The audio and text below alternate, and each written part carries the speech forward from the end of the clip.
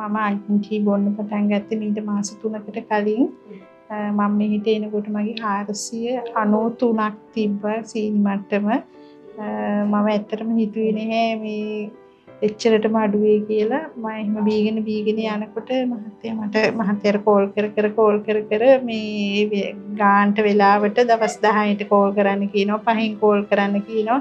එහෙම කෝල් කරාම ඒකේ තියෙන මාත්‍රාව මහත්තයා වැඩි කරනවා සමහර දවස්වලට.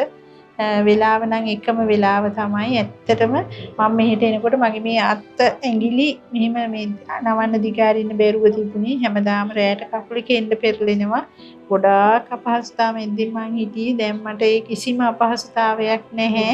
ඇත්තටම මම දැන් සීනි මට්ටම මගේ 120යි. රිපෝට් එක මං ගෙනල්ලා තියෙනවා දැනුත්. මං ගාව රිපෝට් එක තියෙනවා පෙන්නන්න පුළුවන්. 120ටම සීනි බැහැලා තියෙන්නේ. මම හිතුවේ නෑ කවදාවත්. හැබැයි මම එකක් කියන්න මං ගොඩ පරිස්සම් වුණෙත් නෑ. මේ මහත්තයා මට කියලා තියෙනවා ඔය මේ නෝනට ඕන දෙයක් කන්න කියලා තියෙනවා. මම ඇත්තටම කනවා. සීනි නම් බොන්නේ නැහැ, කනවා. මට දැන් කිසිම අපහසුතාවයක් නෑ. ඇඟිලි නවන්න පුළුවන්, නිදිමත හැදෙන්නේ නෑ. ඒ මොනවත්ම ලෙඩ දැන් මට නැහැ. එන්න පෙරලෙන්නේ නෑ. කමු යටිපතුල් දැවිල්ලයි. මට හිතෙනවා ඉස්සර සමහර වෙලාවට මං යටිපතුල කාගේ පැත්තට හරි දිගෑරියොත් ඒ යටිපතුලේ තියෙන රස්නෙට ගින්දර පිට වෙනවා වගේ කාව හරි පිච්චෙයි කියලා. ඒ තරමටම මම අපහසුතාවයෙන් හිටියේ.